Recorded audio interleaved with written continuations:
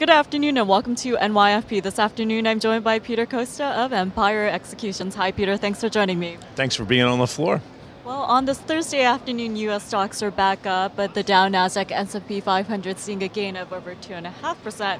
But we've been seeing a whipsaw action all week. So what do you make of today's action? Well, I think it's a retracing of yesterday, and I think that's actually a pretty good sign. It doesn't mean that we've reached a bottom. It just means that, maybe the market's taking a little bit of a breather. Maybe the sell side or the sellers are a little backing away a little bit.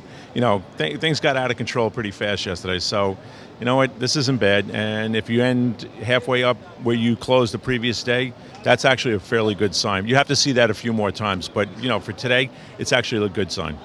Well, Peter, as you mentioned yesterday's trading action, we did see a sea of red, but the concerns that were in the focus yesterday, especially out from France, they haven't necessarily been resolved. So how do you get a handle on that? Well, part of the issues from France were an article in the Daily Mail yesterday about Societe Generale having some major liquidity problems, and then the president of the company came out this morning and said that's absolutely not true, and then the Daily Mail retracted what they said. So, some of the things you got to be very careful about what you read into what's going on in France. I mean, we, obviously we're 6 hours behind or 5 hours behind them, but I think the French are probably in a lot better shape than what the market showed yesterday.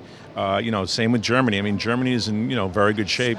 So you don't want to be picking on the strong ones. You want to fix the weak ones. The strong ones you want to try to help.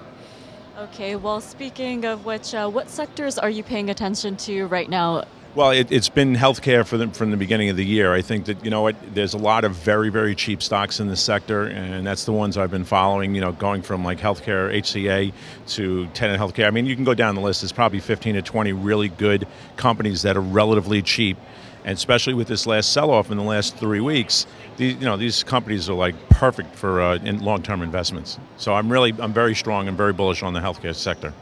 Okay, Peter, last but not least, before we wrap it up, heading into the latter half of the month of August, we will be getting the Jackson Hole, Wyoming meeting in which Fed Reserve Chairman Ben Bernanke will be speaking.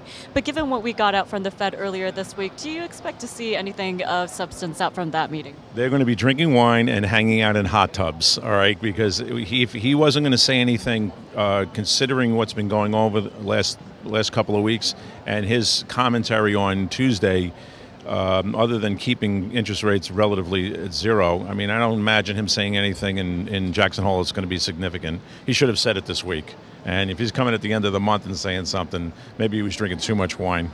It's a little, he should have said something. If there was going to be a significant change in Fed policy, it should have come out this week.